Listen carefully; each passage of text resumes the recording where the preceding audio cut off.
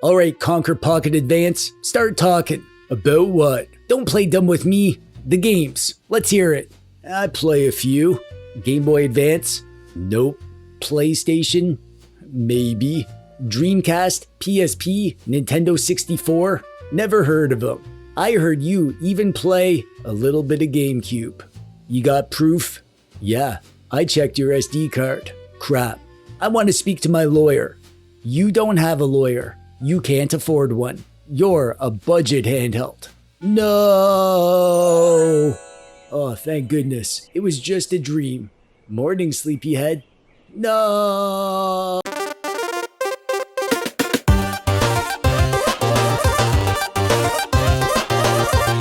Hey there, how's it going? I'm TechDweeb, welcome. Thanks for clicking on the video today. As a YouTube tech review making guy, I get to play with a lot of doodads. Every other day there's some new thing on my desk demanding attention. A handheld, a mini PC, another handheld, a controller, a slightly different handheld, and occasionally a handheld that I reviewed last week wearing a fake mustache. There's a lot that's familiar about the KONKR Pocket Advance, the latest handheld from KONKR, which is itself Neo wearing a fake mustache. Obviously the shape is familiar, it's going for the original GBA nostalgia, with the wide body and the rounded corners and the subtle little grips. Not GBA SP nostalgia though. I just reviewed one of those like 2 days ago. The flop zizzle. Go watch that if you like hinges and shards of broken glass. The insides of the KONKR Advance are familiar too. It has basically the same guts as the Neo Pocket Air Mini, a 3:2 ratio screen which is becoming more common, and a fairly standard version of Android. It's familiar in lots of ways, but that's fine, because it's different in the ways that it isn't the same. So the same differences make the similarities less similar, which really just shows how differently familiar the non-different parts actually are.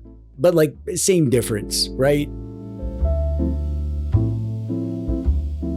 KONKR is Neo's budget brand. I'm not really sure why it needs to exist, considering that some KONKR stuff is expensive, and Neo also makes cheap handhelds, but whatever. KONKR is fun to say. KONKR feels like a sound effect for hitting a goblin with a frying pan.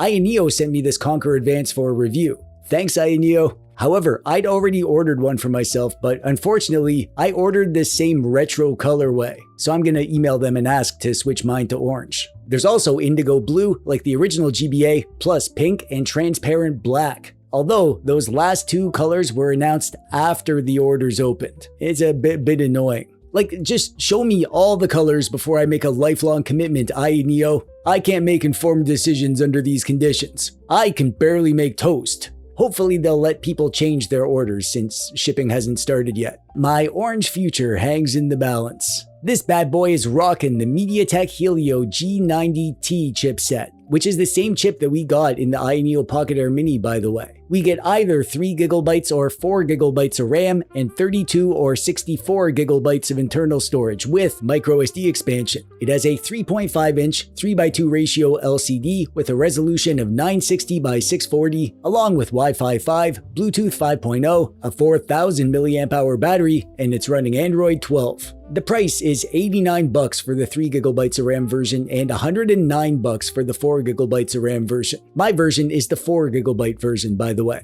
On the front, we have the screen with a nice bezel around the outside, D-pad over here, start and select, face buttons on this side, and a quick settings button and an Android home button. Up top, we have big bumpers on the edge and little triggers on the inside, and some extra function buttons around back, and a power button, and another function button for RetroArch hotkeys. Nothing on the sides, and some vent holes around back for the air to go through. Underneath, we have a microSD card hole and downward firing speakers. Boo! And a USB-C hole for charging and OTG stuff, and a headphone hole. Yay! And a volume wheel. Yay! Alright!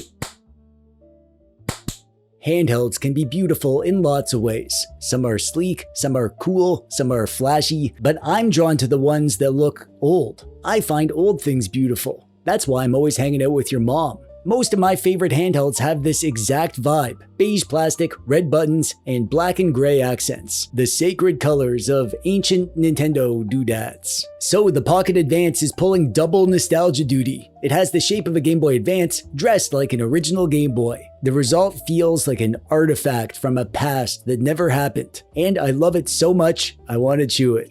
I'm serious, I have to stop myself. It's so tempting.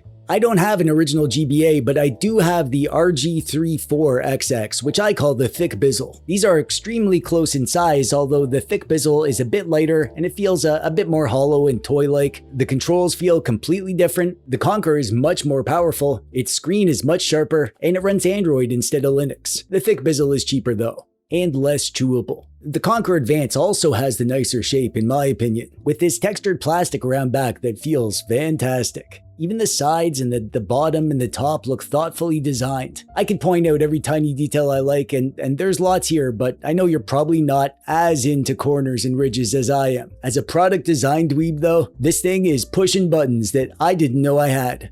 This thing is solid and big and comfy, but even still it has nice rounded edges, so I bet it does great in the pocket. Let's check in with my temp and see what he thinks. Hey temp, give this a pocket test, would ya? Oh, he's not here. I wonder. Oh, right. I sent him away to test a Tamagotchi in the woods of North Ontario. I can't believe he actually fell for it. That was like a few days ago. I bet he's totally lost or something.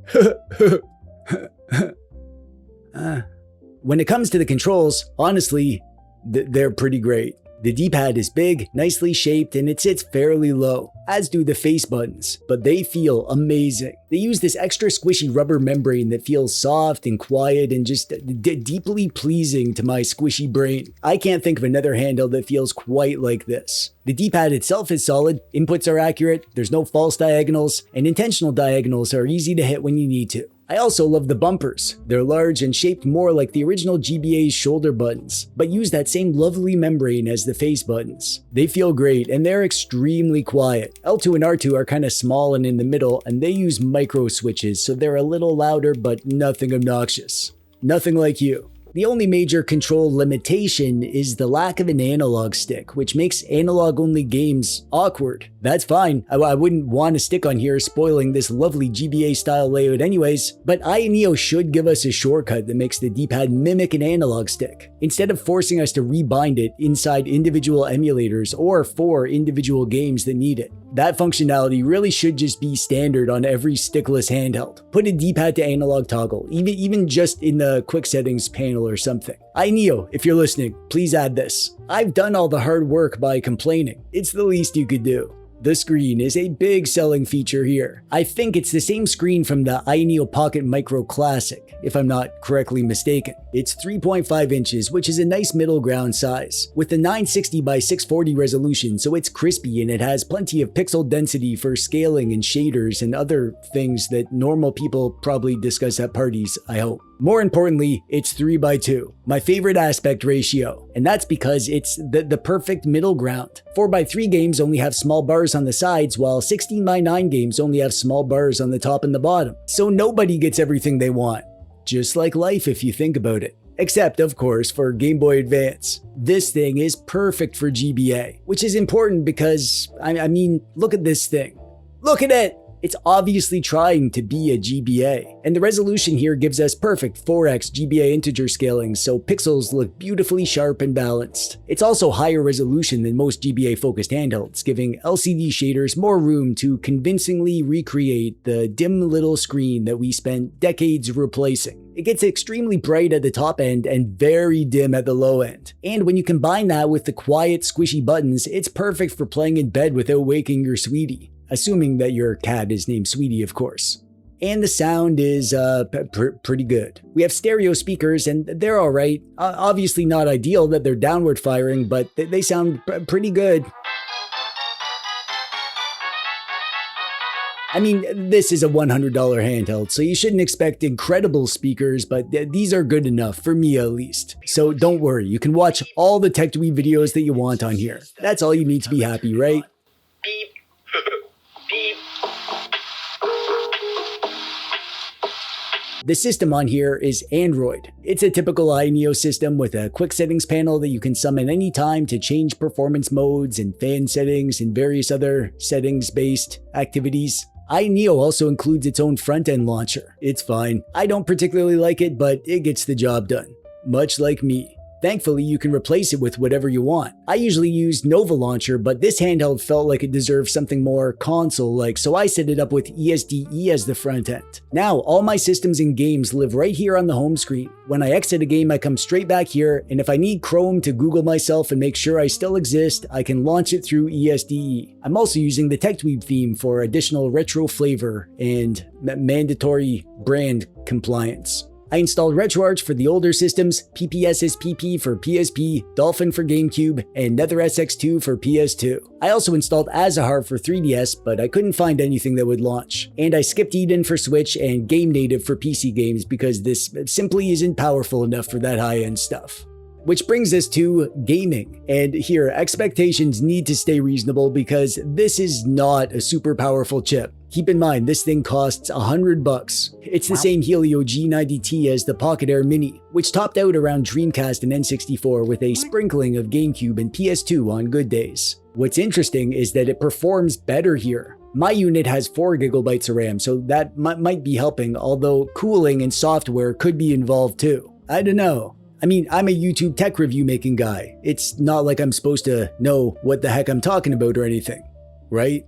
Either way, everything I tried from N64 and Dreamcast and PSP ran amazing. Zero issues with anything. And GameCube and PS2 are noticeably better than they were on the Pocket Air Mini. Easier games run beautifully, even using the balanced power profile, so you can play them without much battery anxiety. Some harder games work too, but you'll need the maximum power profile, which means you're going to be listening to the fan. Personally, I wouldn't push it. A sprinkling of GameCube and PS2 on top of excellent N64 and Dreamcast and PSP for around $100, that's already a fantastic value. Just remember that there's no analog stick, so anything requiring precise analog control is going to be annoying. Still, playing impressive 3D games on something that looks like this, like a Game Boy Advance, feels magical, not gonna lie. And the older systems are even better. That middle ground 4x3 screen works nicely for almost everything. Even 4x3 games fill most of it, and the bright LCD looks lovely, and the high pixel density keeps all the pixels balanced and crispy.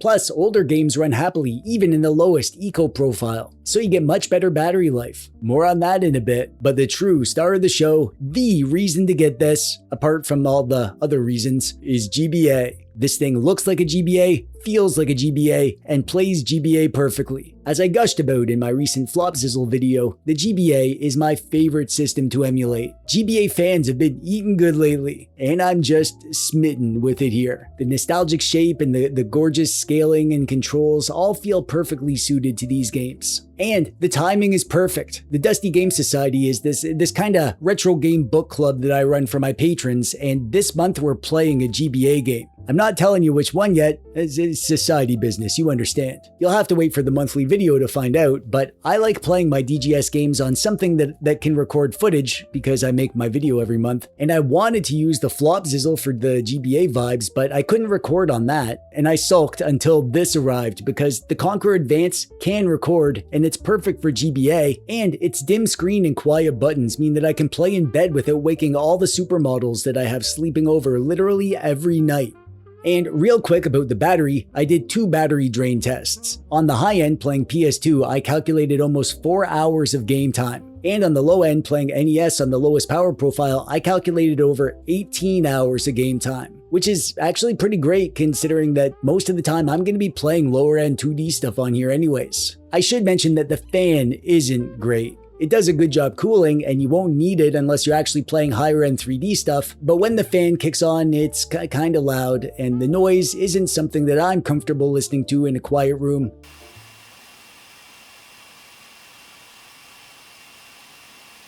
And on a Game Boy Advance clone, I kinda expect it to be silent, so I leave the fan off unless I absolutely need it. Luckily, it's pretty rare that I do. So it should be obvious by now, even to someone like you, I like the KONKR Pocket Advance. I think at around $100, it is an absolute steal, but even beyond the price, it's just a neat little doodad. It's quirky and nostalgic, and it has my favorite screen ratio and enough power to play basically everything that I'd want on something without a stick. And even for me, someone who doesn't have the original GBA nostalgia, I love it for how unique it is. And that's what I love about retro handhelds in general. Each has its own quirks, its own ideal games, and its own particular way of making me ignore all the similar handhelds that I own.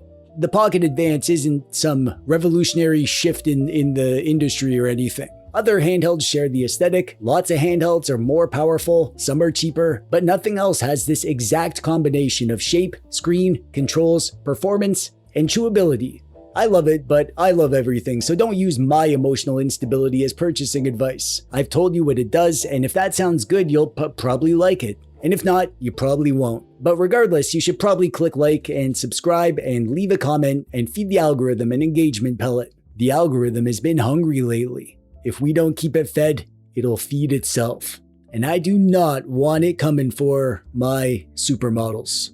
I'm TechDweeb, thanks for watching, bye-bye!